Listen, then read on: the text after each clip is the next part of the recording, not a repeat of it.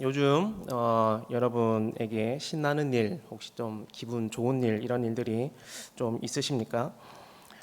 코로나 이후로 신이 나는 일이 별로 없었던 것 같은데, 다들 보시다시피 요즘 올림픽 때문에 조금 국민들에게 또 우리에게 신이 나는 일이 조금씩 생기는 것 같습니다. 한국 선수들이 시합을 하고 있는 모습을 TV나 핸드폰을 통해서 보고 있으면 이제 그 경기를 함께 보면서 저도 모르게 소리를 지르고 있을 때가 있습니다. 며칠 전에 이제 밥을 먹으러 식당에 갔었는데 그 독일과 여자 탁구 경기를 하고 있는 것을 그 식당에서 보게 되었습니다. 공이 이렇게 왔다 갔다 이렇게 하는데 이제 식당에 있는 분들이 전부 다 같이 이제 한 경기장에 있는 거죠. 같이 보고 있는 것을 이제 또 경험하게 됐습니다. 우리나라 선수가 점수를 따면 또 잘 친다 하면서 이렇게 기뻐하고, 아니면 또 점수를 잃으면 또 아쉬움을 표현하기도 하는 것을 또 보았습니다. 스포츠라는 것이 우리에게 이렇게 좀 역동적이고 다이나믹한 어떤 감정들을 잘 만들어 주는 것 같습니다. 그렇다면 여러분 요즘 여러분에게는 신앙적으로, 영적으로 어떤 다이나믹한 사건들, 아니면 되게 역동적인 그런 사건들, 그런 마음들이 좀 있으십니까? 그런 것들을 경험하고 요즘 살아가십니까? 저는 요즘 이런 생각을 해봅니다. 신앙적으로, 영적으로 역동적이고 생동감 있는 일들이 줄어들게 되면 기도할 일도 잘 안 생기는 것 같다, 이런 생각을 조금 하게 됩니다. 무슨 말인가 하면, 연약한 우리는 무슨 큰 일이 없으면 간절하게 기도를 할 수 없는 것 같습니다. 연약한 우리가 어떤 큰 사건들, 그런 일들이 없으면 기도의 자리를 잘 안 찾는 것 같다, 이런 느낌이 들게 됩니다.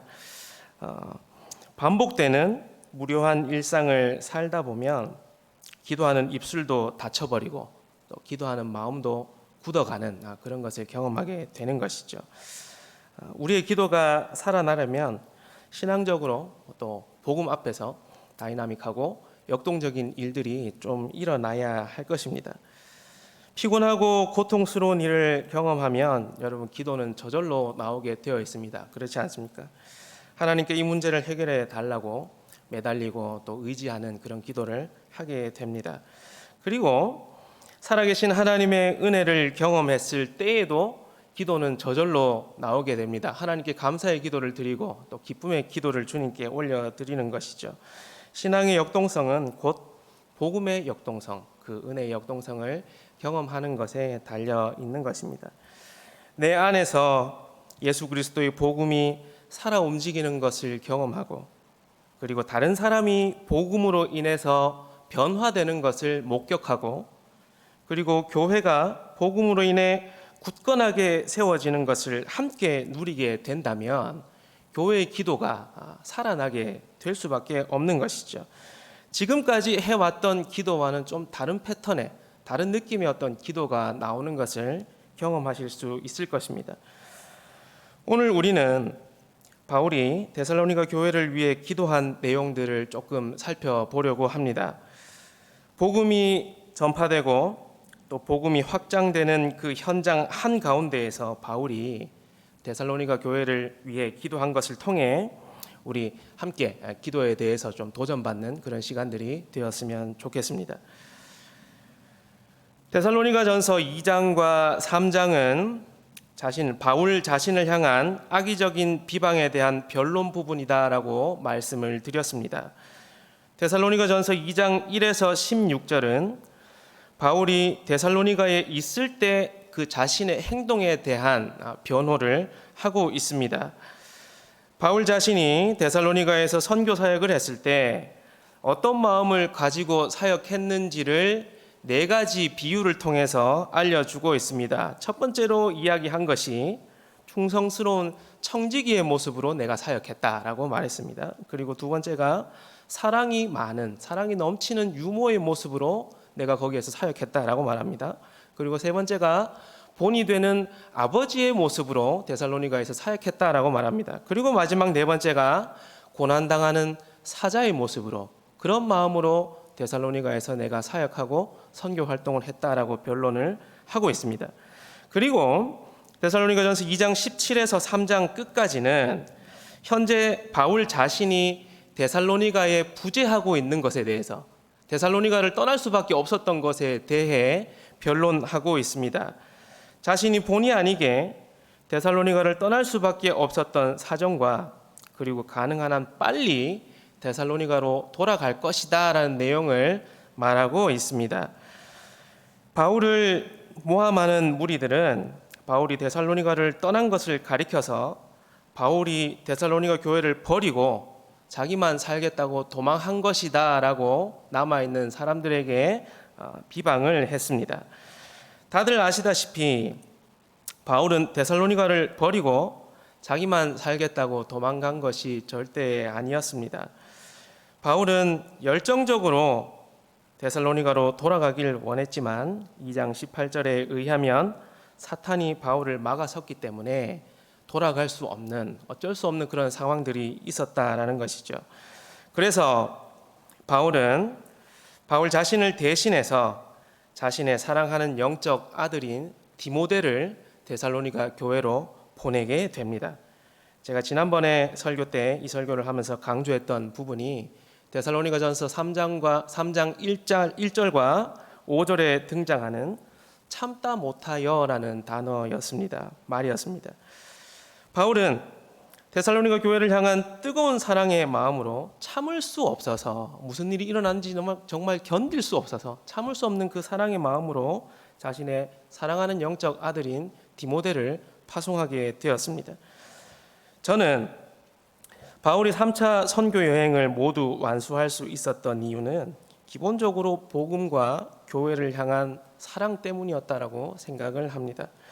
자나깨나 복음 생각, 안전하사나 교회 생각을 했던 사람이 바울이다라는 것을 여러분들 다 알고 계실 것입니다. 바울 자신은 사탄의 방해, 아마 목숨의 위협이었을 것입니다. 바울을 방해하는 무리들의 목숨의 위협 때문에 그것으로 인해 데살로니가에 다시 갈 수 없었으니 계속해서 데살로니가 교회를 위해서 기도하고 다른 방법들을 고민하고 간구했던 것입니다. 그러다가 생각해낸 가장 좋은 방법이 자신의 사랑하는 영적 아들 디모데를 데살로니가 교회로 보내는 것이었습니다. 여러분, 오늘 본문 6절 보시면요, 바울이 정말 신이 났다라는 것을 아실 수 있습니다. 바울이 신이 난 이유는 디모데가 데살로니가 교회로부터 기쁜 소식을 가지고 왔기 때문입니다. 앞에서 이야기했듯이 바울을 향한 악의적인 비난으로 인해 데살로니가 교회와 바울 사이에는 오해와 갈등이 많이 생겼었습니다. 이것을 풀기 위해서 2장 3장에 걸쳐서 계속 변론을 하고 있는 것입니다. 그러던 와중에 디모데로부터 기쁜 소식이 도착하게 됩니다. 6절에 의하면 이 소식을 너희 믿음과 사랑의 기쁜 소식이라고 기록하고 있습니다. 데살로니가 성도들 또한 바울과 마찬가지로 서로 간절히 보기를 원한다라는 소식을 듣게 된 것이죠. 이 오해와 갈등이 풀리게 된 것입니다. 6절에 기쁜 소식을 우리에게 전했다라고 하는 말이 복음을 전하다라는 말과 동일한 동사입니다. 유앙겔리조라는 동사인데 동일한 동사를 사용하고 있습니다. 복음은 예수 그리스도께서 죄인들을 위해 십자가에서 죽으시고 부활하심으로 이를 믿는 자들은 구원받는 하나님의 자녀가 된다라는 기쁜 소식 아니겠습니까? 바울은 이 의미로 사용되는 동사를 데살로니가 교회에서 디모데가 들고 온 소식에 동일하게 같은 단어로 사용을 하고 있습니다. 바울에게 있어서 디모데가 들고 온 데살로니가 교회의 믿음과 사랑의 소식은 예수 그리스도의 복음만큼이나 기쁜 소식이었던 것입니다. 갈등이 해소됐으니까요. 교회와 바울 사이가 깨져버릴 것 한 것이 회복이 되었으니 바울 입장에서 얼마나 기쁜 소식이었겠습니까? 바울이 데살로니가에 예전에 전한 그 복음이 자신에게도 기쁜 소식이 되어 현재 지금 돌아오게 된 것입니다. 6절 보시면 제가 다시 한번 읽겠습니다. 너희가 항상 우리를 잘 생각하여 우리가 너희를 간절히 보고자 함과 같이 너희도 우리를 간절히 보고자 한다 하니. 아멘. 아마 바울이 가장 노심초사했던 것은 데살로니가 교회의 변심이었을 것입니다. 하지만 바울은 가장 염려했던 부분이 풀린 것에 대해 정말 기쁜, 그 큰 기쁨, 신이 난 모습을 보여주고 있습니다. 데살로니가 교회 너희도 내가 너희를 생각하는 것만큼 간절히 생각하고 있었구나. 나를 잊지 않고 기도하고 사랑하고 하는 그 마음을 간절히 품고 있었구나. 이것을 직접 서로가 확인하게 된 것입니다. 큰 기쁨이죠. 바울은 7절과 8절에 이렇게 고백하고 있습니다. 제가 읽어드리겠습니다. 이러므로 형제들아, 우리가 모든 궁핍과 환난 가운데서 너희 믿음으로 말미암아 너희에게 위로를 받았노라. 그러므로 너희가 주 안에 굳게 선즉 우리가 이제는 살리라. 아멘. 그동안 바울의 근심과 걱정이 얼마나 컸는지 또 한 번 살펴볼 수 있는 부분입니다. 바울은 이 선교 사역을 감당하면서 소위 이야기하는 단맛과 쓴맛과 신맛과 그 모든 세상에서 경험할 수 있는 모든 어떤 맛들을 맛보았을 것입니다. 선교 사역을 하면서 바울이 경험한 가장 두렵고 무서운 맛은 아마 죽을 맛이었을 것입니다. 바울은 선교 여행 도중에 죽음의 위협을 많이 느꼈을 것입니다. 이런 와중에 바울에게 위로는 예수 그리스도의 복음과 주님의 교회밖에 없었습니다. 데살로니가 교회가 바울을 향한 거짓 선동에 넘어지지 않고 바울을 보기를 원한다고 하니까, 간절히 보기를 원한다고 하니 바울이 8절 맨 마지막에 이렇게 고백하는 거죠. 이제는 살겠다라고 이야기를 하는 것입니다. 얼마나 그 데살로니가 교회와의 그 갈등을 통해서 마음속에 고민이 있고 말할 수 없는 상처가 쌓였겠습니까? 그것이 눈 녹듯이 풀어지는 것을 경험하게 되었습니다. 그게 이제는 살리라, 여기에 잘 표현되고 있는 것 같습니다. 바울은 데살로니가 교회가 거짓 선동에 넘어가지 않는 것을 보고 너희가 주 안에 굳게 섰다라고 말합니다. 현재 바울은 이 세상에서 가장 행복한 사람입니다. 바울이 누리고 있는 이 행복은 여러분 세상이 줄 수 없는 행복입니다.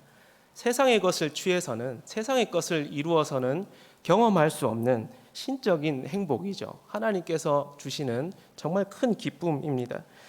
예수 그리스도의 복음과 그 교회가 바로 세워져 갈 때의 기쁨은 결코 세상이 줄 수 없는 그런 기쁨인 것입니다.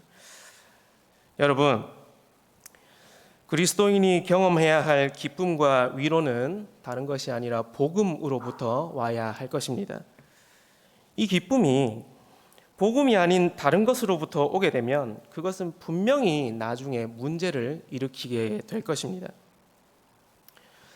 복음이 아닌 다른 것이라 함은 아마 욕심과 정욕일 것입니다.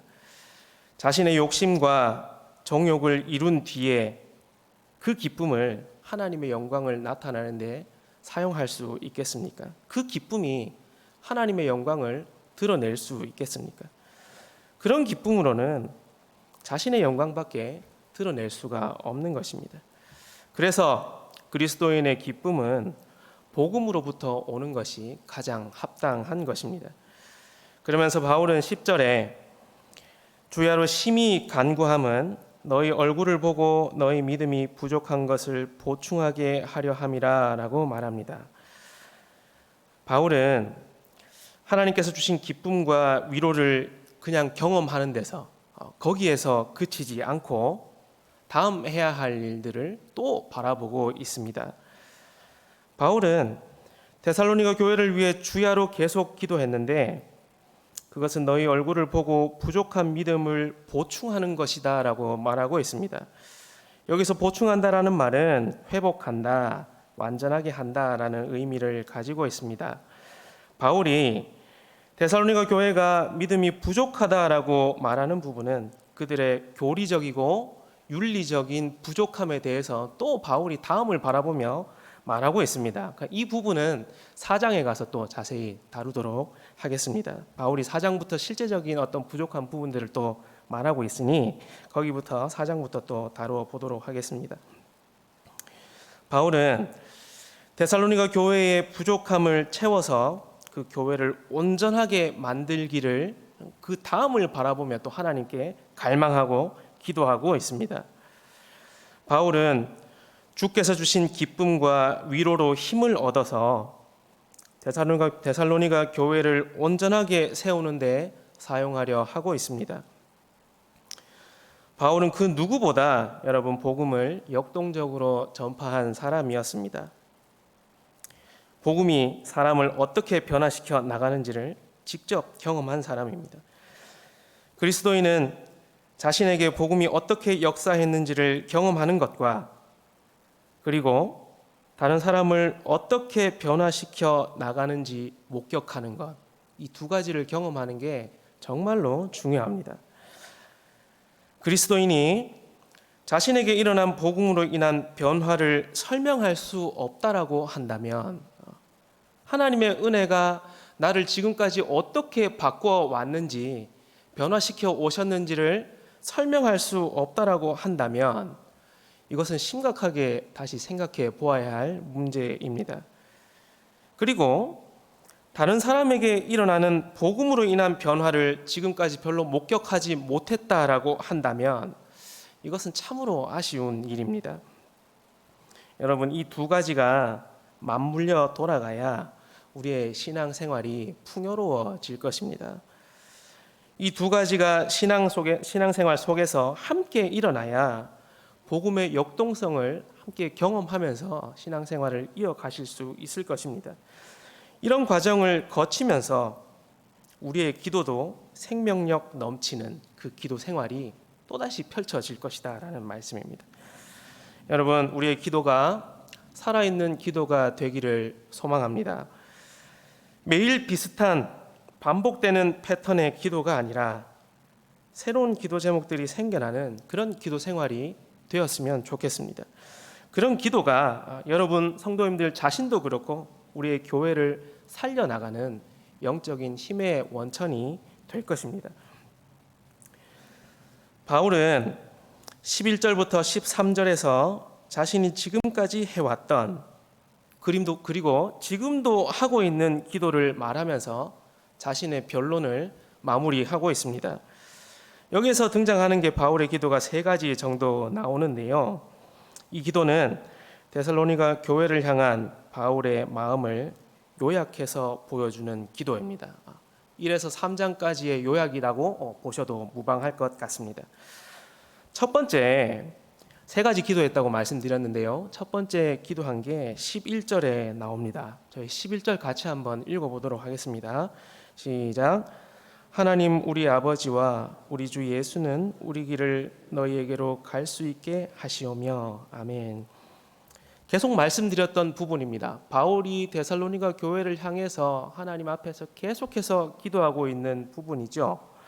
내가 너희에게 가기를 원한다. 하나님 데살로니가 교회로 갈 수 있게 도와주십시오라고 계속해서 간구하고 있었습니다. 바울을 가로막는 그 사탄의 방해를 물리쳐 달라는 그 기도를 하나님께 간절히 올려드렸습니다. 데살로니가로 가는 길을 가로막는 그 장애물들 하나님 다 제거해 주십시오. 하루빨리 그 교회의 교인들을 보기를 원합니다. 데살로니가로 가기를 원합니다라고 계속해서 기도했습니다. 여러분, 바울은 고난과 장애물을 피해가려고 하지 않았습니다. 그리고 그 장애물들을 자신의 능력으로 제거하려고도 하지 않았습니다. 무슨 말입니까? 하나님께 기도함으로, 하나님만 의지함으로 이 고난들, 이 장애물들을 해결하려고 했다라는 거죠. 바울은 오직 하나님의 주권에 의지해서 그 장애물들을 제거해 달라고 하나님께 간절하게 기도하고 있는 것입니다. 이 부분은 앞에서도 계속 말씀드렸던 부분이니 여기까지만 하도록 하겠습니다. 두 번째, 바울이 기도한 것을 한번 살펴보도록 하겠습니다. 우리 12절인데요. 12절 같이 한번 읽겠습니다. 시작. 또 주께서 우리가 너희를 사랑함과 같이 너희도 피처간과 모든 사람에 대한 사랑이 더욱 많아 넘치게 하사. 아멘. 바울이 두 번째로 데살로니가 교회를 위해서 기도한 것은 사랑입니다. 정말 많이 들었습니다. 사랑이라는 것에 대해서는 너무너무 많이 들었습니다. 데살로니가전서 1장 3절에서 바울은 데살로니가 교회에 대해서 이렇게 말합니다. 너희의 믿음의 역사와 사랑의 수고와 우리 주 예수 그리스도에 대한 소망의 인내를 우리 하나님 아버지 앞에서 끊임없이 기억함이니. 아멘. 데살로니가 교회는 믿음과 소망과 사랑이 있는 교회였습니다. 바울은 여전히 데살로니가 교회의 사랑을 위해서 하나님을 사랑하고 이웃을 사랑하는 것에 대해서 기도하고 있습니다. 12절을 요약하면 결국 그 교회가 데살로니가 교회가 예수님을 향한 사랑과 또 이웃을 형제 자매를 향한 사랑이 끊임없이 넘쳐나게 해달라라고 기도하고 있는 것입니다. 12절에서 주목해서 봐야 할 말은 넘치게 하사라는 말입니다. 넘치게 한다는 말은 필요 이상으로 공급한다는 것 아니겠습니까? 과잉, 사랑의 과잉이라는 말 아니겠습니까? 여러분, 하나님 사랑과 이웃 사랑은 성경이 이야기하는 가장 중요한 내용입니다. 하나님 사랑과 이웃 사랑은 당연히 넘치고 넘쳐야 할 것입니다. 여러분, 과유불급이라는 말 아십니까? 지나치면 안 한 것만 못하다 뭐 이럴 때 과유불급이라는 말을 씁니다. 많이 먹으면 배탈이 납니다. 또 아니면 샤워할 때 물 많이 쓰면, 설거지할 때나 물 많이 쓰면 또 물새가 많이 나옵니다. 어떤 것에 대해서 오바를 하거나 과잉되게 하면 어떤 부정적인 일들이, 안 좋은 일들이 일어나게 됩니다. 하지만 하나님 사랑과 이웃 사랑은 전혀 그렇지 않습니다. 절대 부족해서는 안 됩니다. 이 사랑은 넘치고 넘치고 넘쳐야 할 것입니다. 이 사랑은 하면 할수록 풍성해지고 하면 할수록 더욱 빛을 발하게 될 것입니다. 여러분, 그래서 사랑이 없는 교회는 죽어가고 있는 교회가 되는 것이죠. 바울은 데살로니가 교회를 위해 하나님 사랑과 형제 자매 사랑, 이웃 사랑을 기도하고 있습니다. 바울은 이 사랑이 교회를 더욱 굳건하게 세워 나갈 것임을 확신하고 있습니다. 여러분, 우리 또한 하나님을 사랑하고 이웃을 사랑하는 자들이 되게 해달라고 간절하게 기도하셨으면 좋겠습니다. 서로를 향한 사랑과 기도는 교회를 굳건하게 세워나가는 핵심 열쇠라고 할 수 있습니다. 그 사랑이 우리 안에, 우리 교회 안에도 넘치고 넘쳐날 수 있기를 소망합니다. 그리고 세 번째 바울이 기도하는 것이 13절에 나옵니다. 우리 13절 같이 한번 또 읽어보도록 하겠습니다. 너희 마음을 굳건하게 하시고 우리 주 예수께서 그의 모든 성도와 함께 강림하실 때에 하나님 우리 아버지 앞에서 거룩함에 흠이 없게 하시기를 원하노라. 아멘. 여러분, 데살로니가 전후서의 핵심 주제 중에 하나가 재림에 대한 이야기입니다. 종말, 재림에 대한 이야기입니다. 바울의 기도는 지금의 일상적인 삶에서만 그치는 것이 아니라 예수님이 재림하시는 종말의 때까지 바라보고 있습니다. 마지막 때까지 바울이 바라보며 데살로니가 교회를 위해 기도하고 있습니다. 바울이 이렇게까지 기도한 이유는 현세의 신앙이 죽음 이후의 내세를 향하는 신앙으로 이어지기를 바랬기 때문에 그랬습니다. 우리의 신앙은 현실을 잘 살아내는 그 자체로 의미가 있지만 종말의 날에 하나님 앞에 섰을 때 부끄러움이 없어야 한다는 것에 더 궁극적인 목적이 있습니다. 그리스도를 향한 사랑이 넘친 결과는 현실을 잘 살아가는 것을 넘어서서 마지막 때에 하나님 앞에서 거룩함에 흠이 없게 되는 것 아니겠습니까? 13절에는 예수님께서 재림하실 때에 대한 중요한 사실이 나타나 있습니다. 하나는 예수 그리스도의 재림의 때에 성도들은 모두 하나님 앞에 서게 된다라는 사실입니다. 생명과 사망의 최종 심판은 이 재림의 때에 하나님 앞에서 이루어진다는 것을 오늘 본문이 알려주고 있습니다. 이는 불신자든 신자이든 상관없이 모든 사람들에게 해당되는 내용입니다.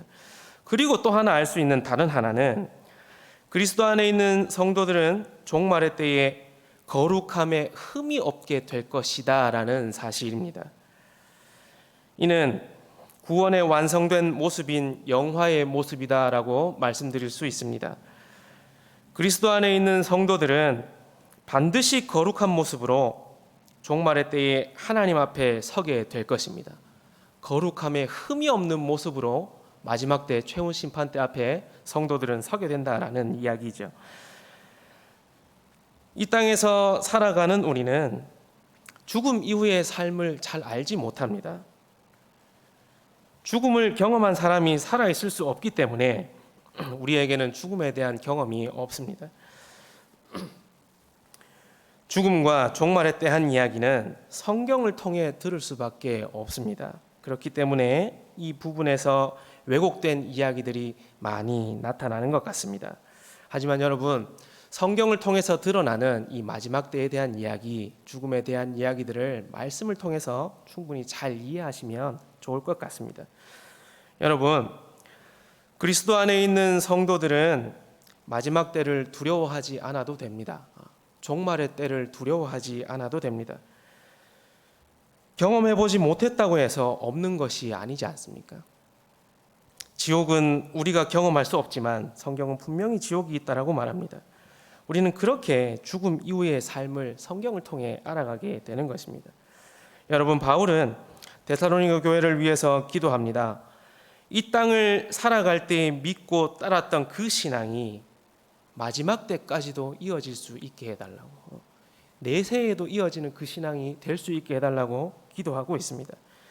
이 부분에서 걸려 넘어지는 사람들이 데살로니가 교인들 중에 있었기 때문에 그들을 위해서 기도하고 있는 바울의 모습을 보게 됩니다.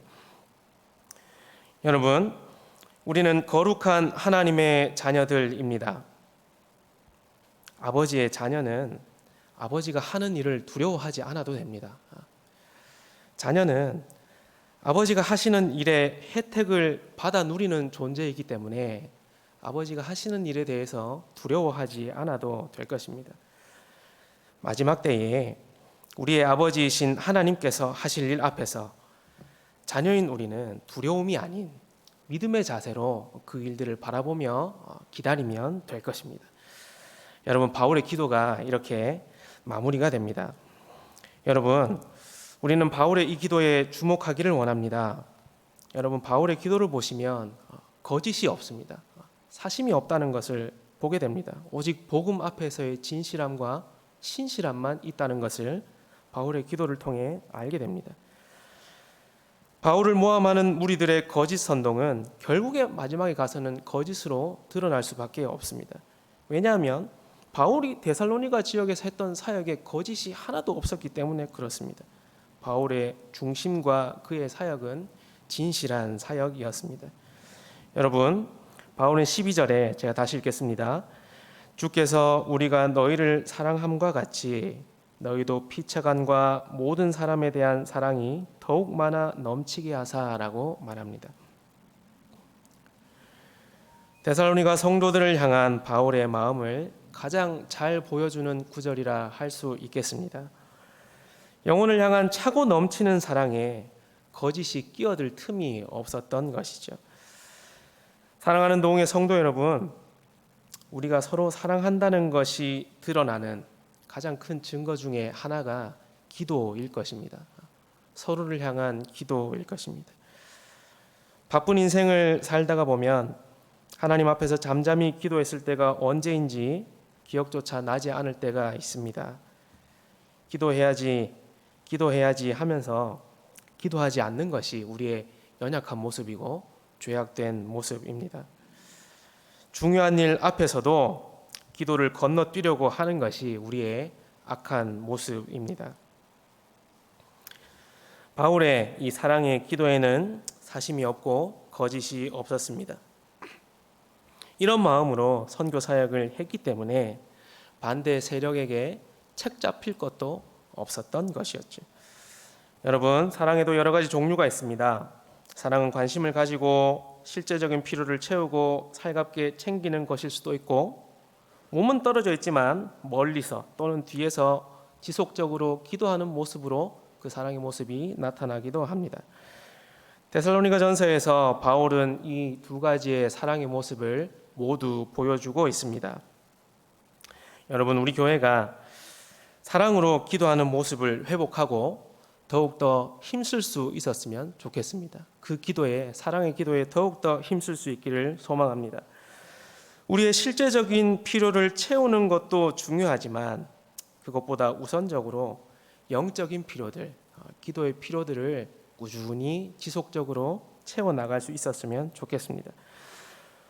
서로를 위해 사랑의 마음으로 기도하는 것은 우리 교회가 차고 넘치는 은혜를 경험하는 결정적인 기회가 될 것입니다.